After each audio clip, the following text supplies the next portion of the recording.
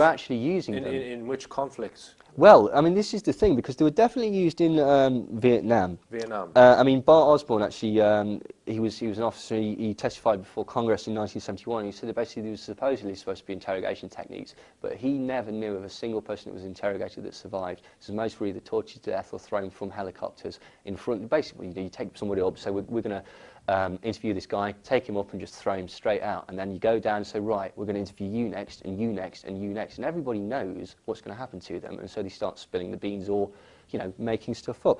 But the interesting thing is that basically it would appear that the Phoenix program was carried on not only in Vietnam, but in El Salvador and Nicaragua. Basically, sort of, if you do a bit of research, you'll find out that the death squads that were there to sort of stymie any sort of political influence again, you know, for the rebels and such like that.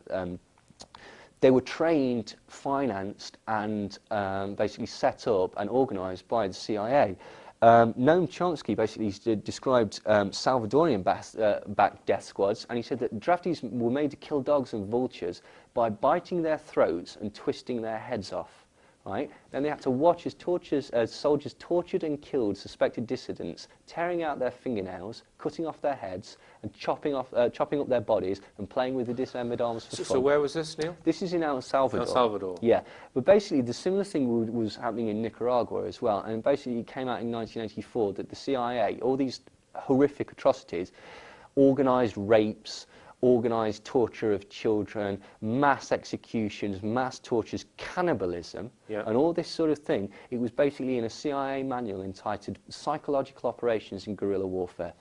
So would the people who were doing all of these grotesque acts, would they be under mind control? Is that well, this is the thing, like, and this is another interesting point, okay, is that to get somebody to do these acts, which are essentially inhuman, you have to systematically desensitize them. And this is completely aside, but I noticed the other day that we were talking about fast-tracking people from the army into teachers, like, you know, at schools. That's what we want. We want somebody that's been systematically desensitized to the point that they can put a bayonet into another human being. That's who I want teaching my kids. Come on. What song?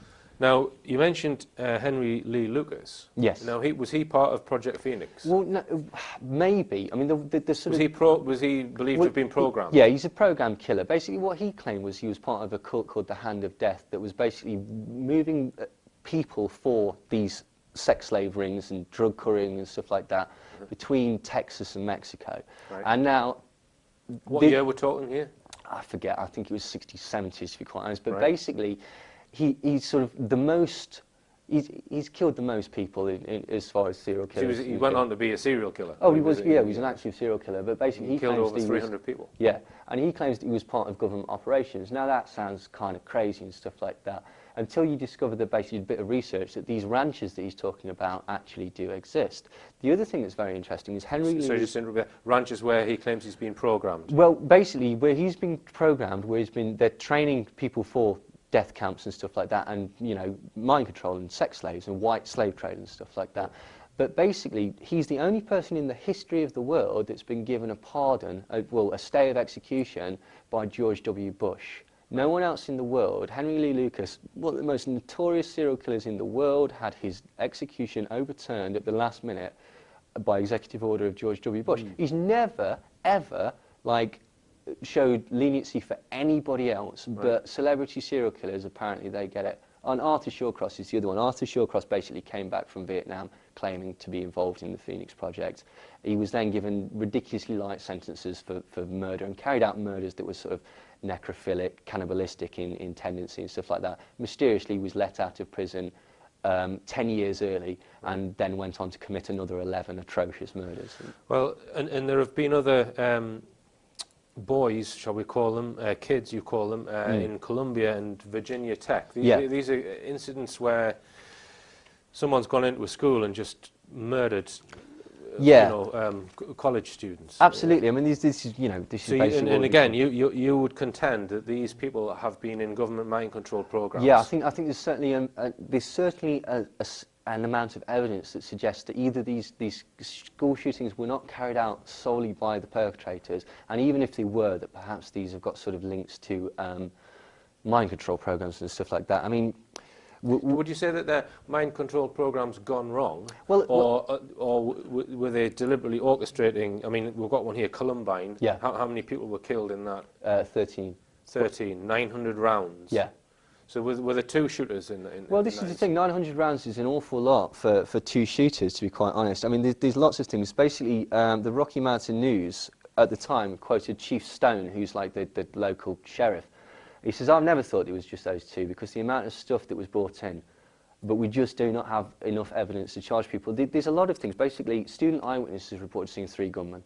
Teachers reported seeing 3 gunmen. Teachers that survived reported seeing 3 gunmen. There were 72 9mm casings found in an area that the boys never went into.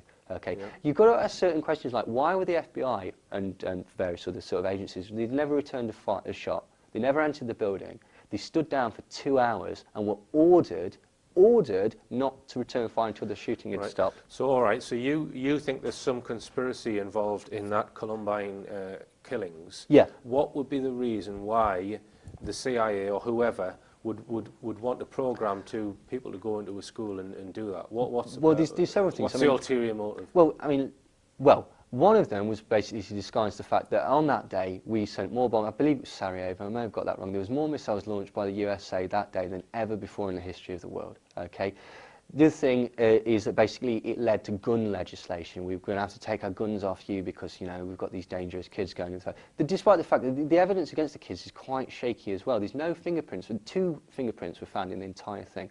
Eric Harris, who's left-handed, killed himself in the left temple, shot himself in the left temple with his right hand, apparently, because that's where the gun was found. Right. You know, it's all very, very strange, basically. But you know, the other thing is that his father, I mean, this is again speculation. His father worked for Lockheed Martin, which was a weapons contractor and such like that, and he lived at Plattsburgh, which there's an MK Ultra mind control facility there, which is allegedly closed, but a lot of researchers will tell you that they're actually still pumping radio waves and stuff out of there. So there's a suggestion that perhaps these kids were mind controlled.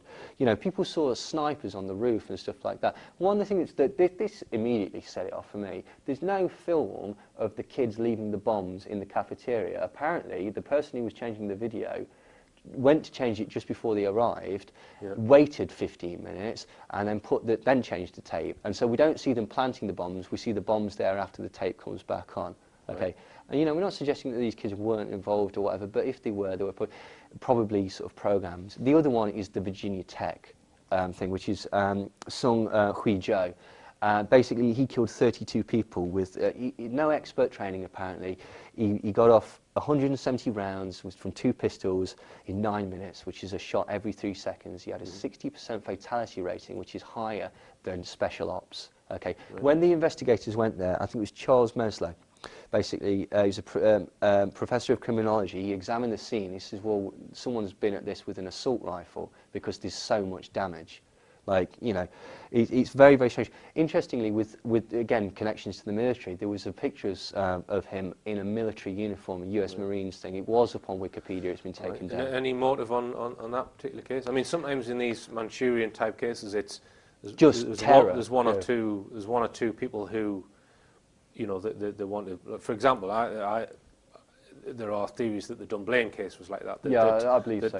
There was a paedophile ring which was about to be exposed, so they killed the people who were exposing it. The other thing was handguns with Dunblane, because basically after Dunblane you couldn't own a handgun, you could only own a .22, because I actually used to be part of a shooting club, and basically after that it just bang, stopped completely. But say at Virginia Tech, I mean, the evidence basically against the fact they did it, again, people reported a large 6-foot person that doesn't match his description.